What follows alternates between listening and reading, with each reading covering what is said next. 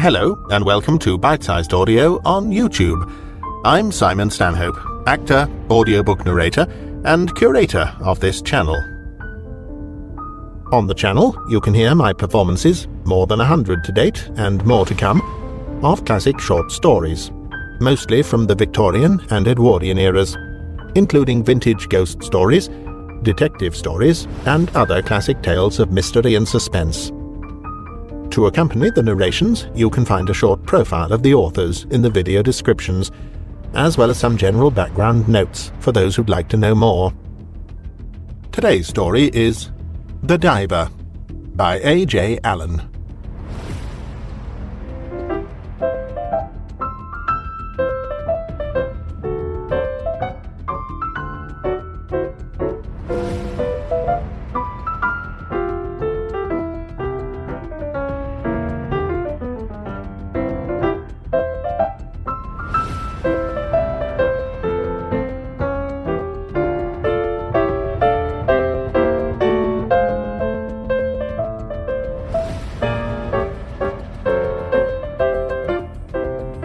For some reason or other, the BBC are always asking me to tell a ghost story. At least, they don't ask me, they tell me I've got to. I say, what kind of a ghost story?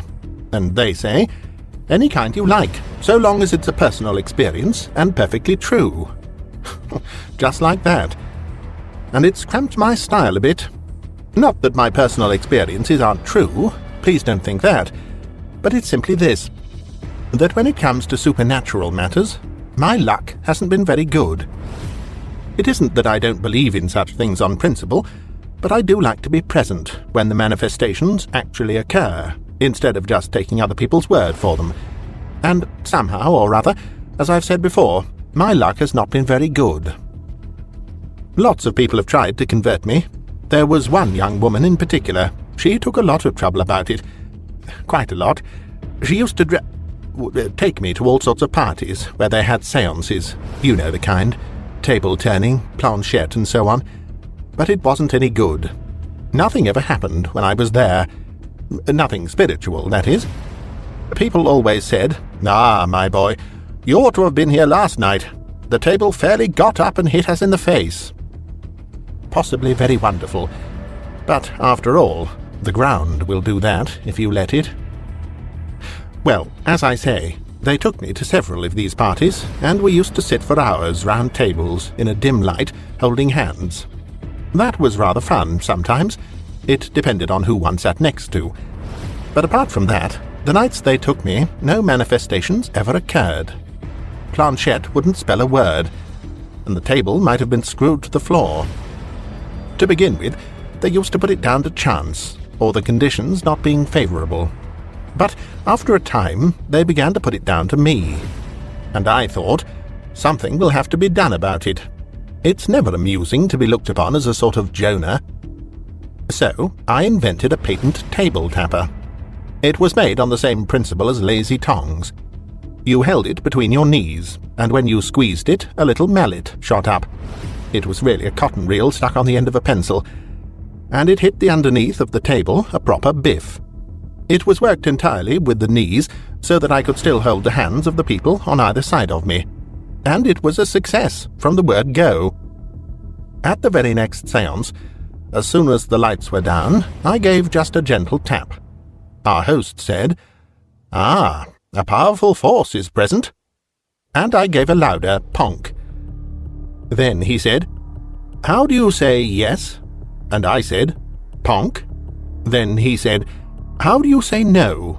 And I said, "Ponk, ponk." So far, so good. Communication established. Then people began asking questions, and I spelt out the answers. Awful hard work, ponking right through the alphabet, but quite worth it. I'm afraid some of my answers made people sit up a bit. They got quite nervous as to what was coming next. Needless to say, this was some years ago. Then someone said, "Who's going to win the derby?" I don't know who said that, and I laboriously spelt out Signorinetta. This was 2 days before the race. I don't know why I said Signorinetta, because there were several horses with shorter names, but it just came into my head. The annoying thing was that I didn't take my own tip and back it. You may remember it won at 100 to 1 by I don't know how many lengths, 5 lengths dividing second and third. However, it's no use crying over the stable door after the horse has spilt the milk, and it has nothing whatever to do with the story. The amusing thing was that when the séance was over, various people came round to me and said, "Now, will you believe in spiritualism? What more proof do you want?" and so on and so forth. It struck me as rather rich that they should try to convert me with my own false evidence. And I don't mind betting you that if I'd owned up to the whole thing being a spoof, not a soul would have believed me. That's always the way. I've told you all this to show that I'm not exactly dippy on the subject of spiritualism. At any rate, not the table-turning variety, very largely because it is so easy to fake your results. But when something genuinely uncanny comes along, why, then I'm one of the very first to be duly thrilled and mystified and, whatnot. It's one of those genuine cases I want to tell you about. It happened to me personally. But first of all, you must know that there's a swimming bath at my club. Very good swimming bath too. Deep at one end and shallow at the other. There's a sort of hall place adjoining it, and in this hall there's a sandwich bar, very popular. It's much cheaper than lunching upstairs. Quite a lot of people seem to gravitate down there, especially towards the end of the month. Everything's quite informal. You just go to the counter and snatch what you want and take it to a table and eat it. Then, when you've done, you go and tell George what you've had. George runs the show, and he says 1 and 9pence, or whatever it is, and that's that. Personally, I usually go to a table in a little recess close to the edge of the swimming bath itself. You have to go down a few steps to get to it, but you are rather out of the turmoil and not so likely to get anything spilt over you. It's quite dangerous sometimes, people darting in and out like a lot of sharks. Which reminds me, a member once wrote in to the secretary complaining that the place wasn't safe. I shan't say who it was, but you'd know his name if I told you. I managed to get hold of a copy of his letter. This is what he says, speaking of the sandwich bar. "I once saw an enormous shark, at least 5 feet 10 inches long, go up to the counter and seize a sausage roll, itself nearly 4 inches long, and take it away to devour it. When he had bitten off the end, which he did with a single snap of his powerful jaws, he found that it was empty. The sausage, which ought to have been inside, had completely vanished. It had been stolen by another shark, even more voracious and ferocious than himself. Never shall I forget the awful spectacle of the baffled and impotent rage of this fearful monster. He went back to the counter, taking the empty sarcophagus with him, and said, 'George, I have been stung.' In order to avoid such scenes of unparalleled and revolting cruelty, after that he is rather inclined to exaggerate, so I shan't read any more. I usually go late, when the rush is over and it's fairly quiet. People come and practice diving, and sometimes they are worth watching, and sometimes not. That's the sort of place it is, and if you know of anywhere less likely to be haunted, I should like to see it. Very well, then. One day I was just finishing lunch when there was a splash. I was reading a letter and didn't look up at once, but when I did, I was rather surprised to see no ripples on the water, and no one swimming about. So I went on with my letter, and didn't think any more about it. That was all that happened that day. 2 or 3 weeks later, at about the same time, I was again finishing lunch, and there was another splash. This time I looked up almost at once, and saw the ripples, and it struck me then that it must have been an extraordinarily clean dive, considering that whoever it was must have gone in off the top. One could tell that from where the ripples were, well out in the middle. So I waited for him to come up. But he didn't come up. Then I thought that he must be doing a length under water, and I got up and went to the edge of the bath to watch for him. But still he didn't come up, and I got a bit worried.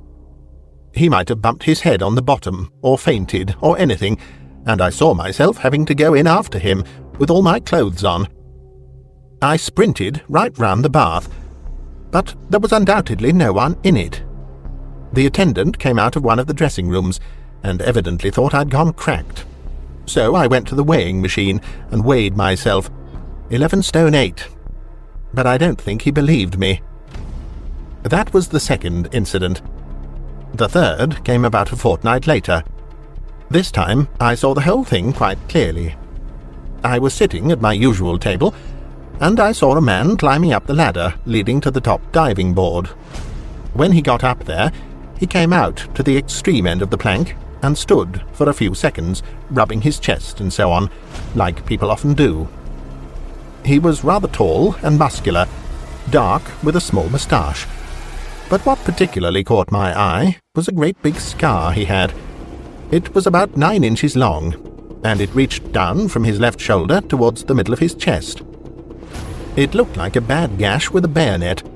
It must have hurt quite a lot when it was done. I don't know why I took so much notice of him, but I just did, that's all.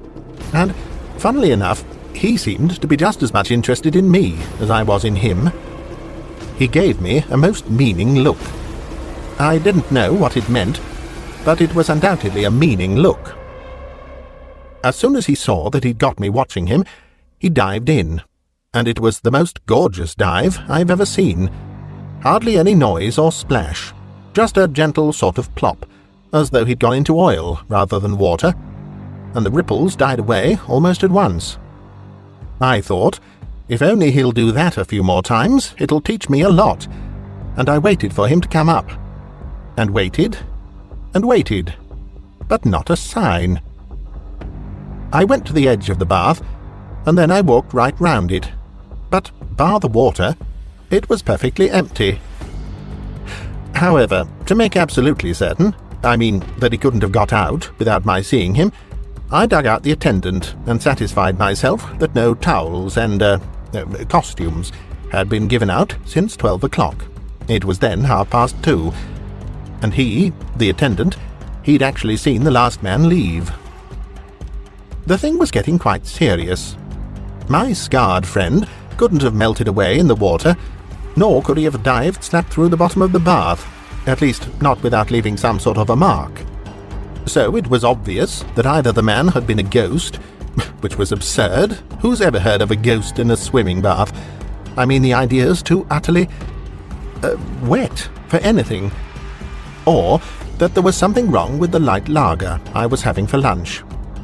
I went back to my table and found I'd hardly begun it. And in any case, let me tell you, it was such a light lager that a gallon of it wouldn't have hurt a child of 6, and, well, I'm not a child of 6. So I ruled that out, and decided to wait and see if it happened again. It wouldn't have done to say anything about it. One's friends are apt to be a bit flippant when you tell them things like that.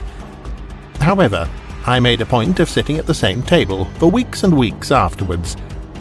But old Stick-in-the-Mud didn't show up again. A good long time after this, it must have been 18 months or more, I got an invitation to dine with some people called Pringle.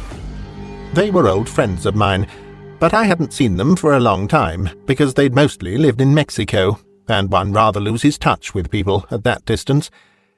Anyway, they were going back there in a few days, and this was a sort of farewell dinner. They'd given up their flat and were staying at an hotel. They'd got another man dining with them. His name was Mellowish, and he was, with one exception, the most offensive blighter I've ever come across. Do you know those people who open their mouths to contradict what you are going to say before you've even begun to say it? Well, he did that, among other things. It was rather difficult to be entirely civil to him. He was travelling back to Mexico with the Pringles, as he'd got the job of manager to one of their properties. Something to do with oil, but I didn't quite grasp what. My mind was so taken up with trying to remember where on earth I'd seen the man before. Of course, you all know. You know he was the man who dived into the swimming bath. It sticks out about a mile, naturally, but I'd only seen him once before, in a bad light, and it took me till halfway through the fish to place him. Then it came back with a rush, and my interest in him became very lively. He was an American, and he'd come over to England 2 months before, looking for a job. So he said. I asked him why he'd left America, and he didn't hear, but it did seem fairly certain that he'd never been in Europe before. So when we got to dessert, I proceeded to drop my brick. I said, "Do you mind telling me whether you have a scar on your chest, like this?" And I described it. The Pringles just stared, but Mellowish looked as if he were going to have a fit. Then he pulled himself together and said, "Have you ever been in America?" And I said, "No, not that I know of." Then he said, "Well, it's a most extraordinary thing, but I have a scar on my chest." And he went on to explain how he'd got it. Funnily enough, he'd gone in for high diving a lot when he was younger and taken any amount of prizes, and on one occasion he'd found a sharp stake at the bottom of a river. He gave us full particulars, very messy. But what they all wanted to know was how I knew anything about it. Of course, it was a great temptation to tell them, but they'd only have thought I'd gone off my rocker. So I started a hare about perhaps having seen a photograph of his swimming club in some newspaper or other. They caught on to that idea quite well, so I left them to it. The whole thing was by way of being rather a problem, and it kept me awake that night. Without being up in such matters, it did occur to me that it might be a warning of some kind. Is it likely that anyone, even a ghost, would take the trouble to come all the way from America simply to show me how well he could dive? Of course not, and I sort of thought that a man who was in the habit of going in off the deep end and not coming up again was no fit travelling companion for any friends of mine. I'm not superstitious, goodness knows. Of course, I don't walk under ladders, or light 3 matches with 1 cigarette, or any of those things, but that's because they're unlucky, not because I'm superstitious. Anyhow, in case the Pringles might be, I went round next day and saw them. At least, I saw her, he was out, and told her all about the apparition at the club, and so on. That did it. She fairly went off pop. It was a portent, a direct intervention of Providence. Nothing would induce her to travel with Mellowish after what she'd heard, and all the rest of it. I left her to carry on the good work. I don't know how she managed it, but the fact remains that the Pringles did not start for Mexico, as arranged, and Mellowish did. And now you are expecting me to say that the ship in which he sailed was never heard of again. But that wouldn't be strictly true. He got to the other side all right, but the train in which he was travelling through Mexico had to cross a bridge over a river. A steel bridge it was. Now, some months previously, there'd been a slight scrap between 2 local bands of brigands, in the course of which the bridge had been blown up. When the quarrel was patched up, the bridge was patched up too, but not with the meticulous care it might have been. The result was that in the daytime, when the sun was hot and the steelwork fully expanded, it was a perfectly good bridge. But at night, when it was cold and the girders had shrunk a bit, well, it didn't always quite meet in the middle.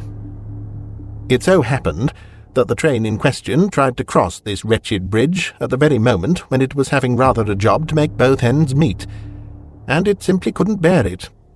The middle span carried away, and the engine and 2 carriages crashed through into the river, and 14 people were killed. It was very sad, about 13 of them, but the 14th was Mr. Mellowish.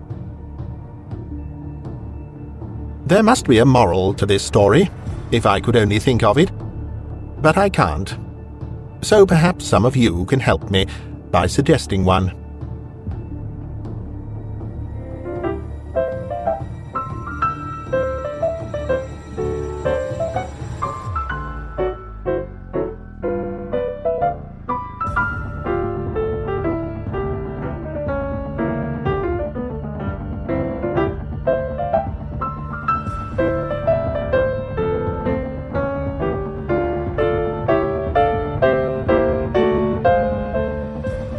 You've been listening to a bite-sized audiobook, read by me, Simon Stanhope. If you'd like to help me to keep producing new content, you can find links in the video description to my Patreon page, or to buy me a coffee. Another way to support me is through my Bandcamp page, bitesizedaudio.bandcamp.com, where you can hear my narrations of many more classic short stories, and you can also purchase and download them to keep. This recording is copyright Bitesized Audio 2022. Thank you for listening.